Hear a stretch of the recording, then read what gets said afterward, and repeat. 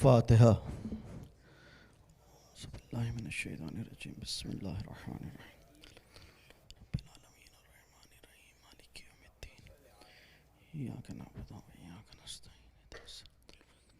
صراط الذین انعمت علیہم غیر المغضوب علیہم ولا الضالین. درود پڑھیں مل کے محمد و آل محمد پر.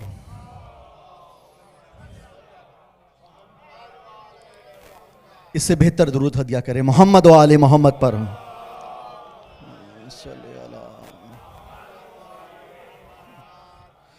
اعوذ باللہ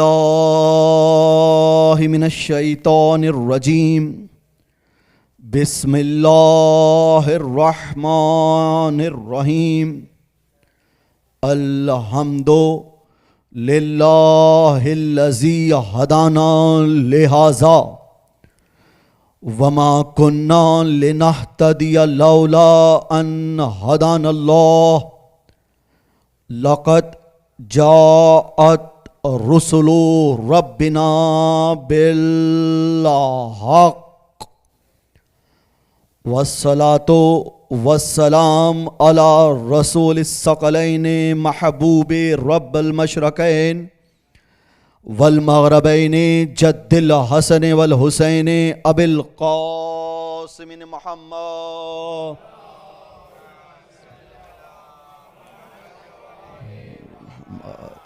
والصلاة والسلام علی اہل البیت الطیبین الطاہرین المعصومین ولعنۃ اللہ علی اعدائہم من یومنا ھذا الی یوم الدین. اما بعد فقال رسول اللہ صلی اللہ علیہ وآلہ وسلم حسین منی وانا من الحسین. درود پڑھیں مل کے محمد و آل محمد پر.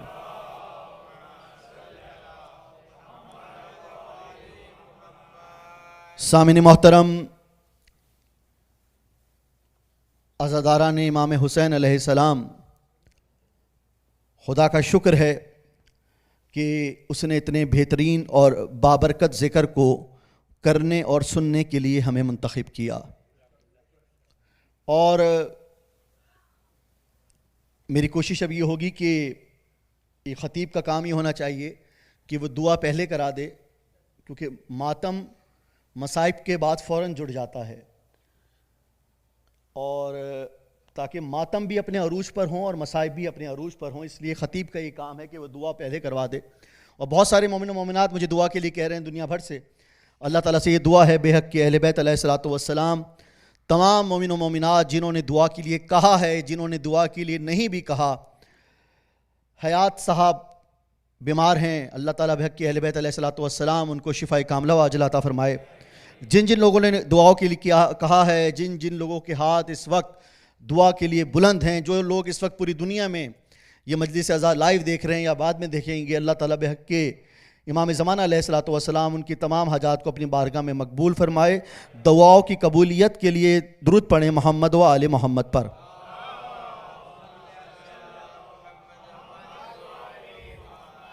سامعین محترم، عظمت اہل بیت علیہ الصلوۃ والسلام اور معرفت آئمہ کے عنوان پر ہم آپ کے سامنے عشرہ محرم الحرام کی یہ چوتھی تقریر ہدیہ کر رہے ہیں. اور آج میں نے موسم کی سختی کو دیکھا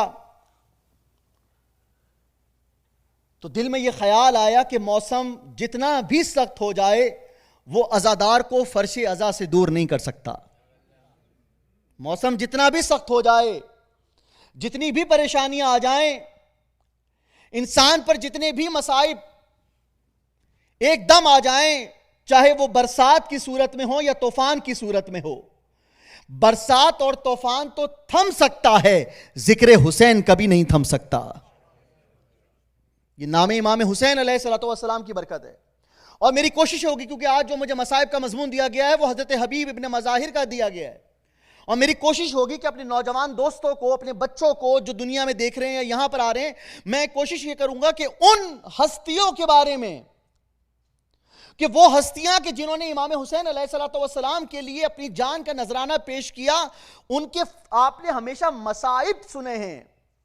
لیکن میری کوشش ہوگی، کیونکہ آپ پچھلی 3 تقاریر میں میرے انداز بیاں اور میرے خطابت کے انداز کو سمجھ چکے ہیں کہ میں کس طرح کی مجلس پڑھتا ہوں، اور میں آپ کی سماعتوں کو سمجھ چکا ہوں، تو مجھے کچھ ثابت کرنے کی ضرورت نہیں ہے.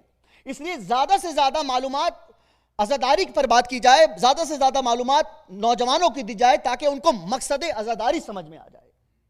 اور جب مقصد عزاداری سمجھ میں آ جائے گی تو انسان حیات کی منزل پر فائز ہو جائے گا. میں نے ذکر کیا کہ حبیب ابن مظاہر علیہ الصلوۃ والسلام کا کیا مقام اور مرتبہ ہے. وہ حبیب ابن مظاہر کے ایک مرتبہ، بہت اہمیت کا یہ پیغام ہے، اور یہ پیغام میں اس لیے ہدیہ کر رہا ہوں، اور تمام عزادار اس نیت سے یہ پیغام سنیں کہ کل جب امام زمانہ علیہ الصلوۃ والسلام اپنے ظہور کے بعد مجھ سے یہ سوال کریں گے کہ اے میرے ذاکر، یہ بتا کہ تو نے عشرہ محرم الحرام کی مجلس عزا میں اصحاب امام حسین علیہ السلام پر گفتگو کی، تو میں اپنی گردن کو جھکا کر اور اپنی نظروں کو جھکا کر اپنے مولا کے وقت کو، جو میرے وقت کا امام ہے، اس کو جواب دے سکوں. جی مولا، میں نے اس آج کی مجلس عزا میں، کہ جب مجلس میں پہنچنا مشکل تھا لیکن لوگ مجلس عزا میں شریک ہوئے، تو میں نے اس ہستی کا ذکر کیا جسے حبیب ابن مظاہر کہتے ہیں. کون حبیب ابن مظاہر؟ ایک مرتبہ عراق میں 2 طالب علم حضرت امام حسین علیہ الصلوۃ والسلام، اللہم صلی علی محمد وآلہ، امام حسین علیہ الصلوۃ والسلام کے روضہ مقدس پر جانے لگے. تو آپ نے بہت سارے لوگوں نے دیکھا ہوگا کہ حضرت حبیب ابن مظاہر کا روضہ مقدس کہاں ہے؟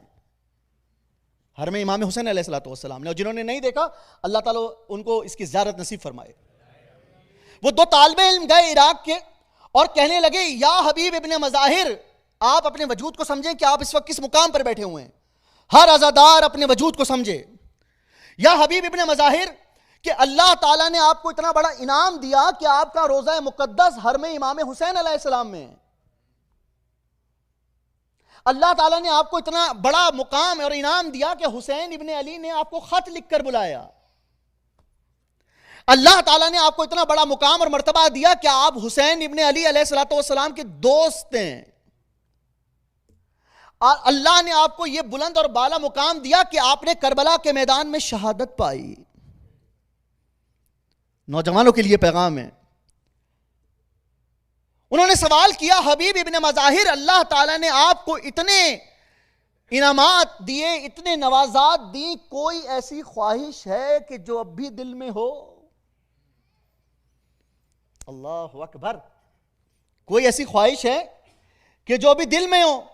اب وہ دونوں طالب علم اپنے اپنے گھر چلے گئے. تو رات کو ان کو خواب میں حضرت حبیب ابن مظاہر کی زیارت ہوئی. آپ کہاں بیٹھے ہوئے ہیں، میں آپ کو وہ مقام سمجھانا چاہ رہا ہوں. ایک مرتبہ حبیب ابن مظاہر نے ان سے یہ کہا کہ اے میرے چاہنے والوں، تم نے مجھ سے سوال کیا کہ کوئی ایسی خواہش کہ جو میرے دل میں رہ گئی ہو. اللہ نے میری تمام خواہشوں کو پورا کیا کہ مجھے حسین ابن علی علیہ الصلوۃ والسلام کے حرم مقدس میں جگہ دی، مجھے حسین ابن علی علیہ الصلوۃ والسلام کا صحابی بنایا، مجھے کربلا میں شہادت نصیب ہوئی. تم نے مجھ سے سوال کیا کہ کوئی ایسی خواہش ہے کہ جو اب بھی آپ کے دل میں ہے اور آپ چاہتے ہیں کہ وہ خواہش پوری ہو جائے؟ تو ہاں، میری ایک خواہش ہے. اللہ اکبر. حبیب ابن مظاہر کس مرتبے پر فائز ہونے کے بعد اس خواہش کا اظہار کر رہے ہیں. وہ طالب علم نے سوال کیا کہ ایسی کیا خواہش ہے کہ آپ کی تو تمام خواہشات پوری ہو گئیں، ایسی کون سی خواہش ہے کہ جو ابھی تک آپ چاہتے ہیں کہ آپ کی ایک خواہش پوری ہو جائے؟ تو حبیب ابن مظاہر نے جواب دیا کہ میری یہ خواہش ہے کہ اللہ مجھے ایک اور زندگی دے اور اس زندگی میں حسین ابن علی کا عزادار بنائے اور مجلس عزا برپا ہو، میں فرش عزا پر بیٹھ کر لبیک یا حسین کی صدا کو بلند کروں۔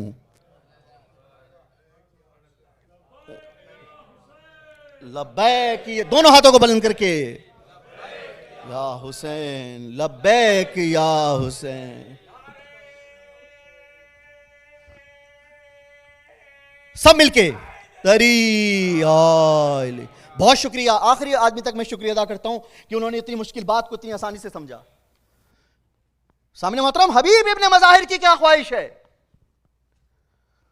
حضرت حبیب ابن مظاہر کی خواہش ہے کہ وہ مولا کا عزادار بن کر فرش عزا پر بیٹھ جائیں۔ تو ہمیں تو خدا کا شکر ادا کرنا چاہیے کہ اس نے ہمیں حسین ابن علی کا عزادار بنایا۔ ہمیں تو خدا کا شکر ادا کرنا چاہیے۔ ایک اور معرفت کا جملہ ہدیہ کر رہا ہوں اور ان تمام نوجوان دوستوں کو پیغام دے رہا ہوں جو اکثر مجھ سے سوال کرتے ہیں۔ ایک اور فضیلت حضرت حبیب ابن مظاہر کی سنتی جائیے کہ جب کربلا کے میدان میں، توجہ میری طرف رکھیے گا کوئی جملہ ضائع نہ ہونے پائے، کہ جب کربلا کے میدان میں امام حسین علیہ السلام خاک کربلا پر قدم رکھتے تو حبیب ابن مظاہر اس مٹی کو اٹھاتے کہ جن کو امام حسین علیہ السلام کے قدموں نے مس کیا تھا، اس مٹی کو اٹھاتے اور اٹھا کر اپنی آنکھوں سے مل لیتے۔ میں ایک جملہ ہدیہ کروں گا اور آپ کے بلند ہاتھ مجھے بتائیں گے کہ یہ جملہ کتنا پہنچا۔ بھئی یہ معرفت کی منزل ہے، میں نے کہا معرفت ائمہ یہ ٹاپک ہے، معرفت کی منزل ہے۔ حبیب ابن مظاہر معرفت کی اس منزل پر ہیں کہ امام حسین علیہ السلام خاک کربلا پر قدم رکھ رہے ہیں۔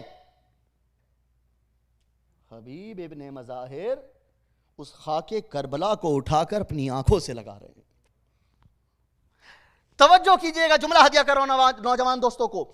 اللہ کو حبیب ابن مظاہر کا یہ عمل اتنا پسند آیا کہ ہم جو نماز کے بعد سجدے گاہ کو چومتے ہیں، یہ سنت ہے حبیب ابن مظاہر کی۔ ہم جو نماز کے بعد سجدے گاہ کو چومتے ہیں، یہ سنت ہے حبیب ابن مظاہر کی۔ تو یہ علم ہوا کہ جب انسان معرفت کے جذبے پر پہنچ جائے تو وہ حبیب ابن مظاہر بن جاتا ہے، اور جس کے دل میں معرفت نہ ہو، جس کے دل میں معرفت نہ ہو وہ علی کے مقابلے میں آ جاتا ہے۔ درست پڑھی مل کے محمد و آل محمد پر۔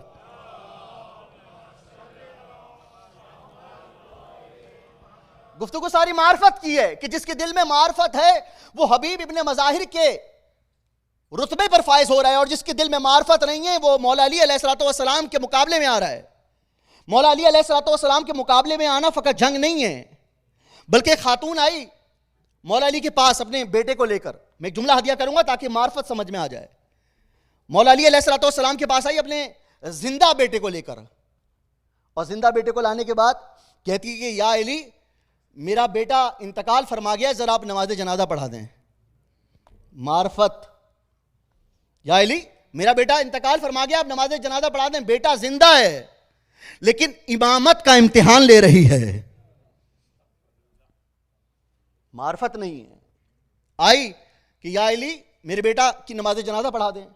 اب علی علیہ السلام نے جیسے ہی تکبیر کے لیے ہاتھ بلند کیے، وہ جو زندہ تھا موت کی منزل پر فائز ہو گیا۔ وہ جو زندہ تھا وہ موت کی منزل پر فائز ہو گیا۔ وہ ماں تھی بڑی پریشان ہوئی، کہنے لگی یا علی میں تو اپنے بیٹے کو زندہ لے کر آئی تھی۔ اللہ اکبر، معرفت سے خالی جذبہ۔ یا علی میں تو اپنے بیٹے کو زندہ لے کر آئی تھی، میں تو آپ کا امتحان لے رہی تھی۔ بھئی امامت کا امتحان وہی لیتا ہے کہ جس کے دل میں بغض اہل بیت ہو۔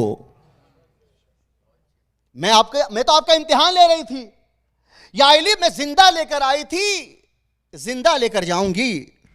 بھئی علی کہتے ہی اسے ہیں کہ اگر علی کی بارگاہ میں کوئی آ جائے تو خالی ہاتھ نہیں جاتا۔ حیدری یہ جملہ یہاں پر روک کر ہدیہ کر رہا ہوں کہ مملکت میں جب فلاں فلاں فلاں اپنے دربار سجاتے تھے تو جو لوگ ہوتے تھے لینے والے وہ پہلے فلاں کے دربار میں جاتے, پھر فلاں کے دربار میں جاتے, پھر فلاں کے دربار میں جاتے. لیکن جب علی اپنا دربار سجاتے, اچھا وہ جو پہلے دربار سجاتے تھے نا فلاں فلاں فلاں, ان کے 40 دروازے ہوتے, لیکن جب علی ابن ابی طالب علیہ الصلوۃ والسلام اپنا دربار سجاتے تو اس کے 40 دروازے نہیں ہوتے, ایک ہی دروازہ ہوتا. وہ مانگنے والا جب ان فلاں کے دربار پہ جاتا تھا تو پہلے دروازے سے نکل کے دوسرے دروازے پہ جاتا, دوسرے دروازے سے نکل کے تیسرے دروازے پر جاتا, یعنی کہ 40 دروازے تھے, 40 دروازے پہ جاتا. لیکن جب علی کے دروازے پر جاتا تو ایک ہی دروازے پر جاتا, کسی اور کے دروازے پہ نہ جاتا. جب علی کے دروازے پر جاتا تو کسی اور کے دروازے پر نہ جاتا, فقط علی کے دروازے پہ جاتا, کیونکہ اس کے اندر معرفت تھی. اس نے سوال کیا پوچھنے والے نے کہ جب فلاں فلاں فلاں اپنا دربار سر جاتا ہے, 40 دروازے ہوتے ہیں, تو 40 دروازوں پر جاتا ہے, لیکن جب علی دربار سجاتا ہے تو ایک ہی دروازے پر جاتا ہے. اس نے کیا معرفت کا جملہ ہدیہ کیا. وہ اس ماں کی بات کو ذہن میں رکھیے گا اور یہ جملہ وصول کیجئے گا. اس نے کہا کہ کیا سوال کیا کہ جب فلاں دربار سجاتا ہے کہ تو اس کے 40 دروازے ہوتے ہیں, تو 40 دروازوں میں جاتا ہے. علی دربار سجاتا ہے تو ایک ہی دروازے پر جاتا ہے. اس نے کہا کہ جو علی کے دروازے پر چلا جائے اس کو کسی اور کے دروازے پر جانے کی ضرورت نہیں ہوتی. جو علی کے دروازے پر چلا جائے اس کو کسی اور کے دروازے پر جانے کی ضرورت نہیں ہے. تو وہ عورت نے کہا کہ یا علی زندہ لے کر آئی تھی, زندہ لے کر جاؤں گی. تو مولا علی علیہ السلام نے ٹھوکر ماری, وہ موت حیات میں تبدیل ہو گئی. میں نے بہت بڑا جملہ ہدیہ کیا, مجھے نہیں معلوم آپ نے اس جملے کو کس طرح سے لیا ہے. مولا علی علیہ السلام نے ٹھوکر ماری, وہ موت حیات میں تبدیل ہو گئی. اپنے محترم سننے والوں کو جملہ ہدیہ کر رہا ہوں, پہلے بندے سے لے کے آخری بندے تک آپ کی توجہ چاہوں گا, اور آپ کے بلند ہاتھ اس بات کا اعلان کریں گے کہ یہ بلند ہاتھ وہ ہاتھ ہیں جو غدیر کے میدان میں تھے. ایک مرتبہ مولا علی علیہ الصلوۃ والسلام نے ٹھوکر ماری, وہ موت حیات میں بدل گئی. اب سمجھ میں آیا کہ علی اگر تکبیر کے لیے ہاتھ بلند کرے تو حیات موت میں بدل جاتی ہے, ٹھوکر مارے تو موت حیات میں بدل جاتی ہے. حیدری علی تکبیر کے لیے ہاتھ بلند کرے تو حیات موت میں تبدیل ہو رہی ہے, ٹھوکر مارے تو موت حیات میں تبدیل ہو رہی ہے. یہ معرفت کے جملے ہیں. اور آج جمعۃ المبارک کا دن ہے. یسبح للہ ما فی السماوات و ما فی الارض ذی الذی مالک القدوس العزیز الحکیم. آج ہم نے کیونکہ جمعے کا دن ہے اور ہم نے نماز جمعہ پڑھی, یہاں پر اس آیت کی تفسیر کرنا چاہ رہا ہوں کہ معرفت کیا ہے, کہ پاک ہے کہ وہ ذات, وہ الہی یسبح للہ ما فی السماوات و ما فی الارض, یعنی کہ آسمان پر اللہ کی تسبیح ہو رہی ہے اور زمین پر بھی اللہ کی تسبیح ہو رہی ہے. ایک جملہ ہدیہ کروں گا آپ کو اس آیت کی تفسیر, تاکہ آپ جب بھی سورہ جمعہ پڑھیں تو آپ کو میری یہ بات یاد آ جائے. یسبح للہ ما فی السماوات و ما فی الارض, یعنی کہ اللہ تعالیٰ کی تسبیح ہو رہی ہے آسمان پر, اور اللہ تعالیٰ کی تسبیح ہو رہی ہے زمین پر. بے شک وہ ذات بہت قدرت والی ہے اور وہ بہت بڑا بادشاہ ہے. سامنے مطلب سوال یہ ہے کہ آیا یسبح للہ ما فی السماوات و ما فی الارض کہ اللہ تعالیٰ کو یہ آیت نازل کرنے کی ضرورت کیوں پیش آئی؟ بھئی ایسی کون سی ذات ہے کہ جو آسمان پر پروردگار کی تسبیح کر رہی ہے؟ بھئی دیکھیے, اگر اللہ تعالیٰ نے بہت سارے قرآن مجید میں وہ مقامات بیان کی کہ جہاں پر اللہ تعالیٰ نے فرشتوں کا ذکر کیا, کہ جہاں پر فرشتے خدا کی تسبیح کر رہے ہیں, فرشتوں کے درود کا ذکر کیا اور یہ کہا بسم اللہ الرحمن الرحیم ان اللہ و ملائکتہ یصلون علی النبی یا ایھا الذین آمنوا صلوا علیہ وسلموا تسلیما.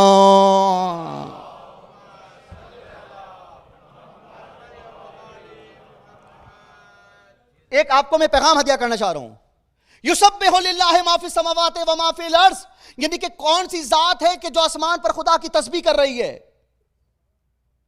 اللہ تعالیٰ ذات کا ذکر کر رہا ہے کہ ذات ہے کہ جو آسمان پر بھی تسبیح پروردگار کر رہی ہے. یہ میں اپنا میسیج آپ کو دے رہا ہوں، انشاءاللہ تعالیٰ آپ کے اذہان میں یہ میسیج محفوظ ہو جائے گا. وہ کون سی ذات ہے کہ جو آسمان پر خدا کی تسبیح کر رہی ہے؟ بھئی زمین پر تو ہم ہیں، انسان ہیں جو خدا کی تسبیح کر رہے ہیں. زمین پر تو اللہ تعالیٰ کی بہت ساری مخلوقات ہیں جن کو اللہ نے حکم دیا ہے کہ وہ خدا کی تسبیح کریں. لیکن آسمان پر ایسی کون سی ہستی ہے؟ میں نہیں کہہ رہا، قرآن کی آیت کہہ رہی ہے یسبح للہ ما فی السماوات و ما فی الارض. وہ کون سی ایسی ذات ہے کہ جو آسمان پر خدا کی تسبیح کر رہی ہے؟ اللہ اکبر. تو مجھے یہ جو میں آپ کے سامنے جملہ پڑھ رہا ہوں، اس کو سمجھنے کی کوشش کیجئے گا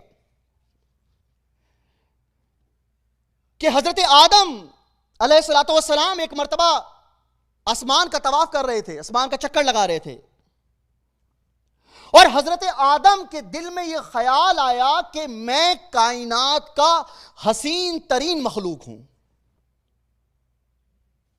اللہ اکبر. آپ کے چہروں کو دیکھ رہا ہوں کہ آپ بہت توجہ سے میری بات سن رہے ہیں. کیا کہہ رہے ہیں حضرت آدم؟ کہ میں کائنات کی حسین ترین مخلوق ہوں. جب حضرت آدم نے یہ بات سوچی، یعنی کہ حضرت آدم نے فخر کیا نا.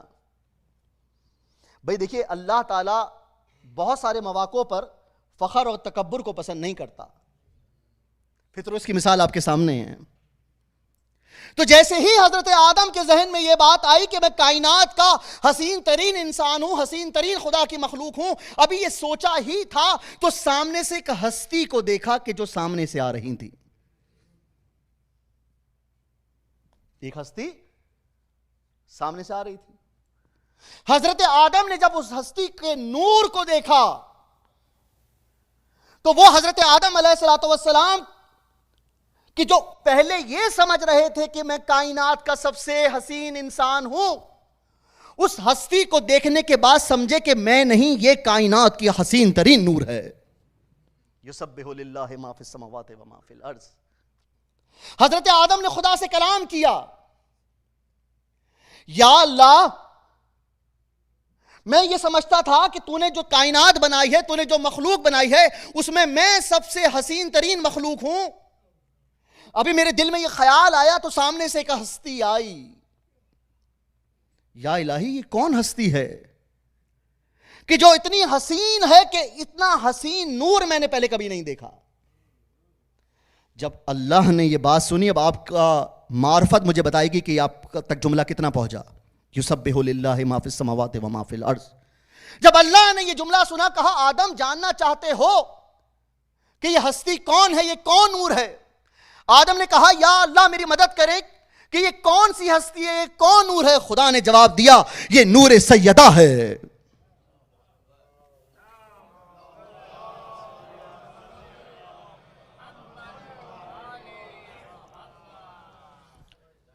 اللہ اکبر.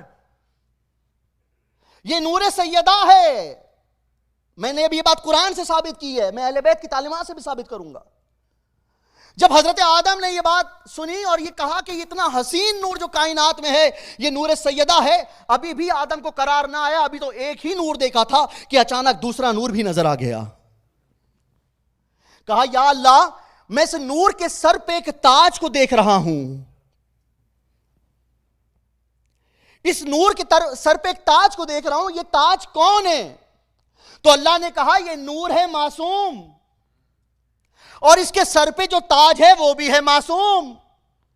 تم جو اس نور کو دیکھ رہے ہو اس کا نام ہے فاطمۃ الزہرا، اور اس کے سر پہ جو تاج ہے اس کا نام ہے علی ابن ابی طالب. صلی علی محمد وآلِ محمد. کیا کہا؟ حضرت علی ابن ابی طالب. اللہ اکبر. کاش میرا مجمع یہ بات سمجھ جاتا کہ کیا کہا اللہ نے. کیا کہا؟ علی ابن ابی طالب. یہ نہیں کہا کہ علی. پیغام کو سمجھیں آپ. یہ نہیں کہا علی. یہ نہیں کہا کہ علی اس کا نور ہے، نہیں، یہ کہا کہ علی ابن ابی طالب. اب جو علی ابو طالب پر بات کرتے ہیں، جا کر خدا کو دیکھیں کہ عرش پر جو فضائل ابو طالب پڑھ رہا ہے اسے خدا کہتے ہیں. علی ابن ابی طالب.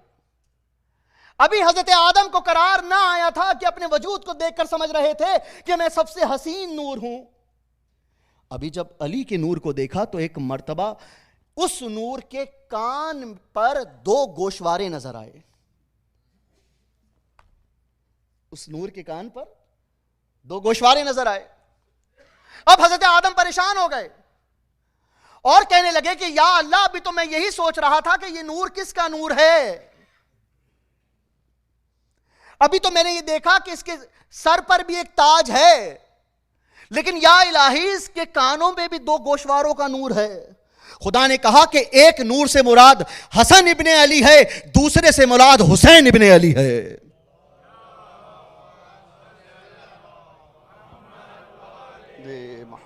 اس سے بہتر درود آپ ہدیہ کر سکتے ہیں محمد و آل محمد پر.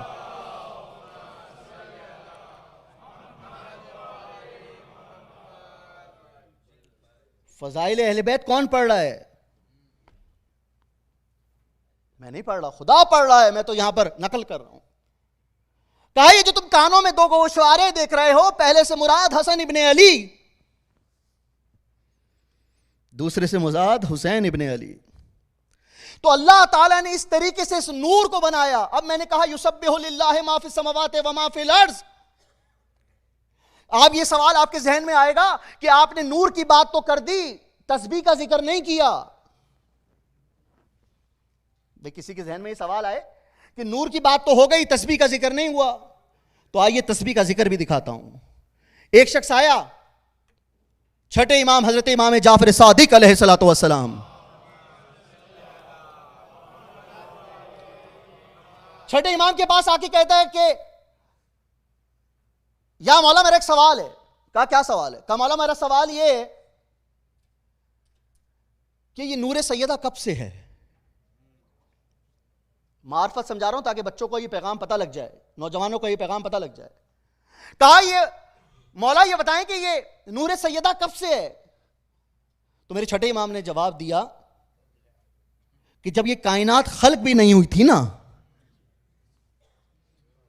جب یہ کائنات خلق بھی نہیں ہوئی تھی تو نور سیدہ موجود تھا. اچھا، وہ پوچھنے والا پریشان ہو گیا. اب تصویر آپ کو ہدیہ کر رہا ہوں. وہ پوچھنے والا پریشان ہو گیا. اس نے کہا یا مولا، آپ نے کہا کہ نور سیدہ اس وقت سے ہے کہ جب اللہ نے کائنات کو بھی خلق نہ کیا تھا، نور سیدہ موجود تھا. یا اللہ یہ بتائیں کہ اس نور سیدہ کی خوراک کیا ہے؟ اللہ اکبر. کیا کہا؟ اس نور سیدہ کی خوراک کیا ہے؟ ایک مرتبہ میرے چھٹے امام نے فرمایا کہ وہ جو نور سیدہ ہے اس کی خوراک تسبیح پروردگار ہے. عظمت بی بی سیدہ پر درود پڑے مل کے محمد و آل محمد پر.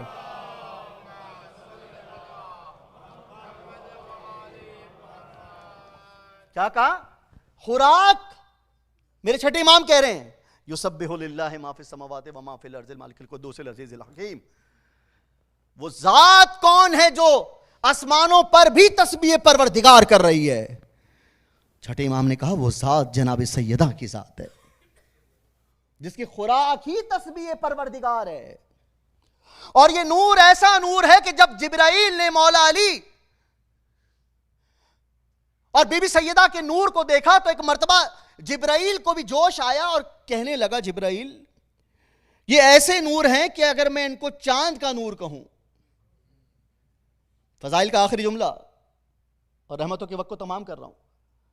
جبرائیل کہنے لگا کہ یہ اتنے خوبصورت ترین نور ہیں کہ اگر میں ان کو چاند کا نور کہوں. لیکن پھر جبرائیل نے سوچا اگر میں ان کو چاند کا نور کہوں تو چاند تو فقط رات میں روشن ہوتا ہے، دن میں نہیں ہوتا. اللہ اکبر. پھر جبرائیل نے سوچا کہ یہ نور سیدہ اور نور مولا علی ایسا نور ہے کہ میں اس کو سورج کا نور کہوں. پھر جبرائیل نے کہا کہ اگر میں ان کو سورج کا نور کہوں گا تو سورج کی روشنی تو دن میں ہوتی ہے، رات میں نہیں ہوتی. معرفت کا جملہ ہدیہ کر رہا ہوں اور مصائب سے جڑ جاؤں گا. پھر جبرائیل نے کہا کہ میں نور سیدہ اور نور مولا علی کو نہ چاند کا نور کہوں گا نہ سورج کا نور کہوں گا، بلکہ میں یہ کہوں گا کہ یہ وہ نور ہیں کہ جس نور سے یہ کائنات روشن ہے. اور جبرائیل نے کہا کہ اے سیدہ اور علی کے چاہنے والوں، یہ وہ نور ہے کہ اگر تمہارے دل میں یہ نور ہوگا تو تمہاری حیات بھی روشن ہوگی، تمہاری قبر بھی روشن ہوگی. الذی خلق الموت والحیات، ہم نے موت کو بھی خلق کیا، حیات کو بھی خلق کیا. یہ موت کیا ہے، حیات کیا ہے؟ انسان کی ابتدائی جب انسان پیدا ہوتا ہے تو حیات پہلے ہے، موت بعد میں ہے. اللہ کہہ رہا ہے الذی خلق الموت والحیات، کہ میں نے موت کو بھی خلق کیا، حیات کو بھی خلق کیا. میں نے پوری گفتگو معرفت کو سمجھانے کے لیے نور پر کی ہے، تو یہ جملہ بھی سنتے جائیے گا کہ موت کیا ہے، حیات کیا ہے. الذی خلق الموت والحیات، ہم نے موت کو خلق کیا، حیات کو خلق کیا. لیکن ہماری ظاہری زندگی میں حیات پہلے موت بعد میں. یا اللہ یہ تو کس حیات کا تذکرہ کر رہا ہے؟ تو سمجھ میں آیا کہ جبرائیل نے کہا تھا نور سیدہ نور مولا علی، کہ جب ان کے مودت کا نور ہمارے قلب کے اندر ہوگا اور ہم موت کی منزل پر پہنچیں گے. اور جب موت کی منزل پر پہنچیں گے تو ہمارے قبر میں مختلف طرح کے نور روشن ہو رہے ہوں گے. کوئی نور نماز کا نور ہوگا، کوئی نور حج کا نور ہوگا، کوئی نور زکوٰۃ کا نور ہوگا. اس طرح مختلف قسم کے نور ہوں گے. لیکن ہمارے سینے پر بھی ایک نور ہوگا. اللہ اکبر.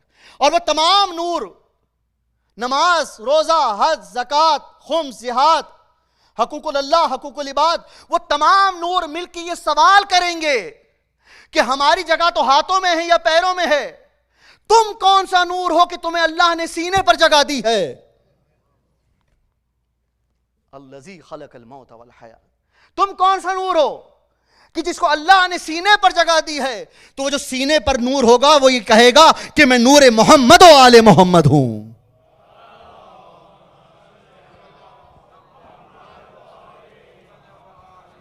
میں نور محمد و آل محمد ہوں. اس لیے جو میں نے آج کی گفتگو کو اپنے آغاز سے جوڑا تھا، یہ نور محمد و آل محمد ہے. یہ نور سیدہ کا نور ہے سلام اللہ علیہا. یہ نور مولا علی کا نور ہے، علی ابن ابی طالب علیہ السلام کا نور ہے. اس لیے عزادار مجلس میں آنے کے بعد اپنی اٹینشنز کو ڈائیورٹ نہ کرے بلکہ اس نور سے جڑ جائے. نوجوان پیغام سن لیجئے کہ کبھی بھی مجلس میں آنے کے بعد آپ نے سوچ کو ادھر ادھر لے کر نہیں جانا. بزرگ تو ماشاءاللہ بہت بہتر جانتے ہیں اور بزرگ تو رونق ہوتے ہیں. میرے ذہن میں ایک جملہ آ گیا بزرگوں کو دیکھ کے جو ہاتھ اٹھا رہے ہیں اور جو دعا دے رہے ہیں کہ مولا علی نے کہا کہ کسی نے مولا علی سے پوچھا تو مولا علی نے کہا کہ کوئی بھی بزرگ جنت میں نہیں جائے گا.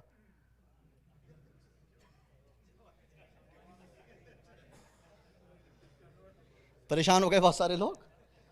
مولا علی نے کہا کہ کوئی بھی بزرگ جنت میں نہیں جائے گا. بزرگ کا نعرہ چاہوں گا اس جملے پر. کیا کہا کہ کوئی بھی بزرگ جنت میں نہیں جائے گا. اس نے سوال کیا مولا کوئی بھی بزرگ جنت میں نہیں جائے گا؟ مولا نے کہا کہ وہ بزرگ یا علی کا نعرہ لگائے گا جوان ہو کے جنت میں جائے گا. حیدری. اسی طرح درود پڑھیں مل کے محمد و آل محمد پر.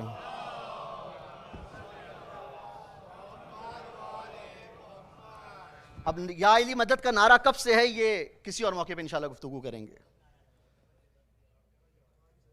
کوئی اور نعرہ لگانا چاہ رہا ہے؟ مجھے ایک آواز آئی ہے، اگر آپ لگانا چاہ رہے ہیں تو لگا لیں. یا علی دری، یا علی دری، یا علی. بہت شکریہ، بہت شکریہ. تو یہ معرفت کی منزل ہے، یہ کمال کی منزل ہے، یہ نور کی منزل. کل انشاءاللہ کل سے یہیں سے گفتگو کو شروع کریں گے. تو جب معرفت کی انسان منزل پر پہنچ جائے گا تو وہ حبیب ابن مظاہر بن جاتا ہے. اور جب انسان معرفت کی منزل پر پہنچ جائے تو اس کو فقط حسین یاد نہیں کرتا، حسین کی بہن زینب بھی یاد کرتی ہے. بس یہ رحمتوں کے وقت کو میں نے آج جلدی اس لیے تمام کر دیا کہ میں آپ کی مشکلات کو سمجھ سکتا ہوں. وہ حبیب ابن مظاہر کہ جن کو مولا نے یاد کیا. لیکن عزادارو میں حبیب ابن مظاہر پر بعد میں جاؤں گا. آج پتہ نہیں کیوں میرے دل میں ایک اور بچی کے مصائب کا بار بار تذکرہ آ رہا ہے. میں چاہتا ہوں کہ مجھ پر واجب ہے کہ جب مجھے مولا نے یہ عطا کیا ہے تو میں آپ کو ہدیہ کروں. اور وہ ہستی ہے حضرت مسلم بن عقیل کی بیٹی. میں مسائل تفصیل سے پڑھنے کا عادی ہوں اور میں مسائل میں بخل نہیں کرتا. حضرت مسلم بن عقیل کہ جب وہ شہادت کی منزل پر فائز ہوئے تو امام حسین علیہ السلام نے حضرت عباس کو اپنے اعجاز امامت سے دکھایا اور کہا ذرا عباس دیکھو تمہیں کیا نظر آ رہا ہے. تو ایک مرتبہ مولا نے کہا کہ آقا مجھے مسلم بن عقیل کا وجود نظر آ رہا ہے. کہا تم کیا دیکھتے ہو؟ کہا میں یہ دیکھتا ہوں کہ مسلم بن عقیل کے گردن پہ تلوار ہے. بس آپ نے گریہ کیا، مجلس قبول ہو گئی. مسلم بن عقیل کی گردن پہ تلوار ہے. مولا نے کہا آپ کیا دیکھتے ہو؟ کہا کہ ایک مرتبہ مولا مسلم کی گردن پہ تلوار چلی. عزادارو اس سے پہلے تلوار نہیں چلی. آپ کو بتاؤں کہ آپ جب بھی امام حسین علیہ السلام کو سلام کرتے ہیں نا، یہ سنت مسلم بن عقیل کی ہے کہ جب ایک مرتبہ کوفے کی چھت پر پہنچے تو یہ صدا بلند کی مولا میرا سلام قبول کریں، السلام علیکہ یا ابا عبداللہ. مولا میرا سلام قبول کریں. عزادارو ایک مرتبہ اعجاز امامت سے دیکھا. اب ایک مرتبہ عباس نے کہا مولا مسلم کی گردن پہ تلوار چل گئی، مسلم کا سر تن سے جدا ہو گیا. عزادارو یہ سننا تھا. ایک مرتبہ امام حسین سے مولا عباس نے کہا آقا مسلم کو تو شہید کر دیا، لیکن آقا مسلم کے لاشے کے پاس ایک کالے برقعے والی بی بی، مسلم کے لاشے کے پاس ایک کالے برقعے والی بی بی گریہ کر رہی ہے مولا، اور جھولی پھیلا کر کہہ رہی ہے کہ مسلم کے سر کو مجھے دے دو، مسلم کے سر کو مجھے دے دو. مولا یہ ہستی کون ہے؟ عزادارو ماتم کیجئے گا، ماتم کی شب ہے. ایک مرتبہ حسین نے کہا عباس پہچانا نہیں، یہ میری ماں فاطمہ، یہ میری ماں فاطمہ مسلم کے لاشے کو لینے کے لیے آئی ہے. عزاداروں مسلم کا لاشا لٹکتا رہا، مسلم کا لاشا لٹکتا رہا. نہیں عزاداروں اس طرح سے نہیں. عزاداروں مسلم کا لاشا لٹکتا رہا. اور جب امام حسین علیہ السلام کو مسلم کی شہادت کی خبر ملی نا، ایک مرتبہ اپنی بہن سے کہا کہ ذرا مسلم کی بچی کو بلاؤ. عزاداروں مسلم کی بچی قریب آئی. عزاداروں اپنی بچی کو، خدا آپ کی بچیوں کو سلامت رکھے. میں ان تمام بچیوں کو ذہن ملا کر سوچیے گا، اور میں خواتین سے ہاتھ جوڑ کر کہتا ہوں کہ ذرا اپنے بچیوں کو سوچیے گا اور یہ سوچیے گا کہ مسلم کی بھی ایک یتیمہ ہے، مسلم کی بھی ایک یتیمہ ہے. جس طرح سکینہ ایک یتیمہ ہے، اس طرح مسلم کی ایک یتیمہ ہے. ہاتھ جوڑ کر جملہ ہدیہ کروں عزادارو. ایک مرتبہ امام حسین نے مسلم کی بیٹی کو بلایا. اب وہ مسلم کی بیٹی ہے نا، جانتی سب کچھ ہے. امام حسین نے مسلم کی بیٹی کو بلایا اور مسلم کی بیٹی کو بلا کر مسلم کی بیٹی کی سر پر شفقت برا ہاتھ رکھا. شفقت برا ہاتھ رکھا. عزادارو شفقت برا ہاتھ رکھنا تھا. ایک مرتبہ مسلم کی بیٹی نے کہا مامو مجھے آپ کے ہاتھ سے یہ اندازہ ہوتا ہے کہ یہ یتیمی کا ہاتھ ہے. مجھے معاف کیجیے گا عزادارو، یہ کیا کہا کہ مجھے آپ کے ہاتھ سے یہ اندازہ ہوتا ہے یہ یتیمی کا ہاتھ ہے. عزادارو امام حسین نے ایک مرتبہ مسلم کی بچی کے سر پر ہاتھ رکھا اور مسلم کی بچی کو قریب بلایا. عزادارو بہت سخت جملہ ہدیہ کروں گا، جو گریہ کر سکے وہ کر لے. عزادارو ایک مرتبہ جیسے ہی میرے مولا نے مسلم کی بچی کے سر پہ ہاتھ رکھا، اس کو قریب بلایا، اور فقط قریب نہیں بلایا، مولا نے مسلم کی بچی کے کانوں میں گوشواروں کو پہنایا. مسلم کی یتیمہ کے کانوں میں گوشواروں کو پہنایا. عزاداروں میں نے ایک مقام پر یہ مصائب کا جملہ پڑھا، لوگ بے ہوش ہوتے رہے. میں یہ جملہ یہاں ہدیہ کر رہا ہوں. امام حسین نے ایک مرتبہ مسلم کی بچی کو قریب بلایا، اس کے کانوں میں گوشواروں کو پہنایا. عزاداروں مسلم کی یتیمہ کا یہ منظر حسین کی سکینہ نے دیکھا. حسین کی سکینہ نے دیکھا. عزادارو ایک مرتبہ سکینہ سوچنے لگی کہ جب کوئی یتیم ہوتا ہے اس کے سر پر شفقت بھرا ہاتھ آتا ہے. یہ سوچنے لگی جب کوئی یتیم ہوتا ہے اس کے سر پہ شفقت بھرا ہاتھ آتا ہے. سکینہ سوچنے لگی جب کوئی یتیم ہوتا ہے اس کے کانوں میں بالیوں کو پہنایا جاتا ہے. عزاداروں میں کہوں گا جب سکینہ یتیم ہوئی شفقت بھرا ہاتھ نہیں آیا, ہاتھ آیا شمر کا ہاتھ آیا شمر کا ہاتھ تھا. سکینہ کو عزاداروں سخت جملہ ہدیہ کر رہا ہوں, ہاتھ آیا شمر کا ہاتھ تھا. فقط ہاتھ نہیں آیا, سکینہ کو بالوں سے پکڑا. سکینہ کو بالوں سے پکڑا, کربلا کی زمین پر گھسیٹا. عزاداروں کیا کروں, مصائب پڑھنا پڑتے ہیں تاکہ امام حسین کی مظلومیت پتہ لگ سکے. اور عزاداروں سکینہ نے سوچا تھا کہ جب کوئی یتیم ہوتا ہے اس کے کانوں میں بالیوں کو پہنایا جاتا ہے.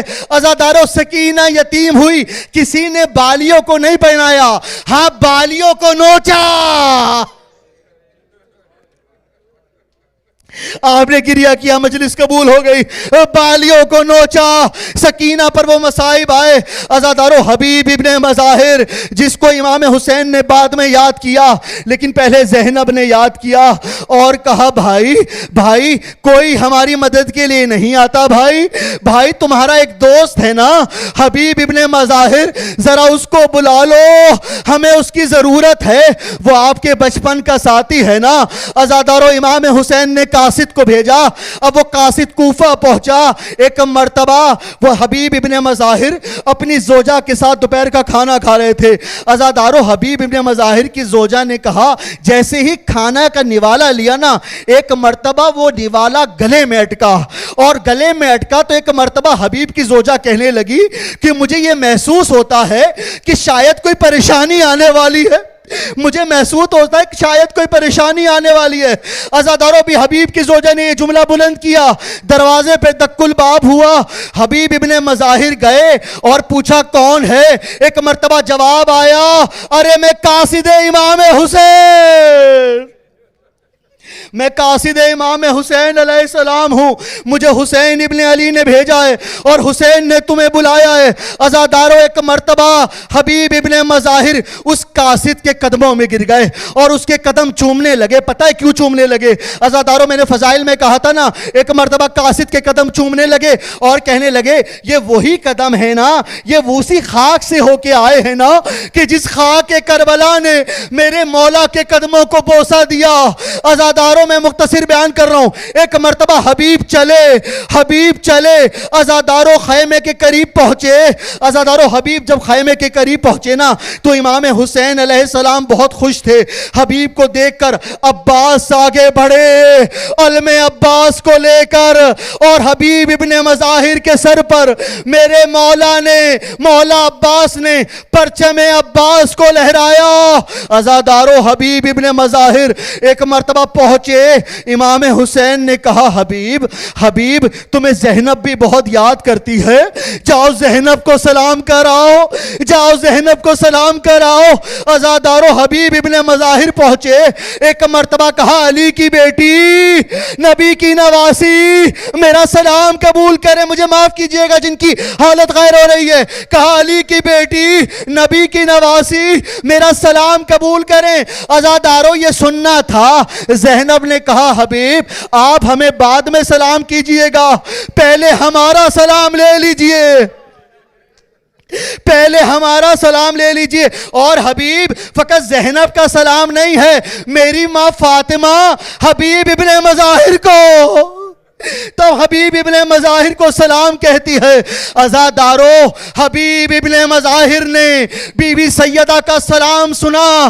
ایک مرتبہ اپنے آپ کو سرزمین کربلا پہ گرایا اور کہنے لگے کہ علی کی بیٹیوں پر کیا وقت آ گیا کہ حسین کے خادموں کو, حسین کے غلاموں کو سلام کرتی ہیں. عزادارو ایک مرتبہ حبیب ابن مظاہر مولا کے پاس آئے. عزاداروں مولا کے پاس آنا تھا اور کہنے لگا مولا مولا میں چاہتا ہوں آپ کے پیچھے ایک آخری نماز پڑھ لوں. عزاداروں مولا نے کہا دیکھیے عزاداروں نماز کو کبھی قضا نہیں ہونے دینا. ایک مرتبہ مولا نے کہا حبیب حبیب جاؤ ذرا یزیدی لشکر سے کہو ہم نماز پڑھنا چاہتے ہیں. عزاداروں میں وہ جملہ نہیں پڑھ سکتا جو یزیدی لشکر نے کہا, بس یہ جملہ آپ کے حوالے جس نے جتنا محسوس کیا. ایک مرتبہ حبیب ابن مظاہر یزیدی لشکر کے پاس گئے, اس ملعون نے مولا کی شان میں گستاخی کی. ایک مرتبہ حبیب ابن مظاہر کو جلال آیا, تلوار کو نکالا. عزاداروں تلوار کو نکالنا تھا, ایک مرتبہ ملعون نے ایسا تیر مارا حبیب ابن مظاہر کو لگا. حبیب کربلا کی زمین پر اور صدا بلند کی آقا آقا میری مدد کے لیے آئیے. ایک مرتبہ مسلم بن اوسجا کو بلایا اور کہا مسلم مسلم میرے آقا کا خیال رکھنا, میرے مولا کا خیال رکھنا. عزاداروں میں کہوں حبیب ابن مظاہر آپ کو یہ بہت آپ کی یہ وصیت تھی نا کہ مولا کا خیال رکھنا. کربلا کا ایک لاشا تھا جو پامال ہو گیا. دائیں کے گھوڑے بائیں طرف, بائیں کے گھوڑے دائیں طرف, کوئی دفنانے والا نہ تھا. شاید مولا نے سوچا ہوگا حبیب حسین تجھے سلام کہتا ہے, ماتم حبیب ماتم حسین. یا حسین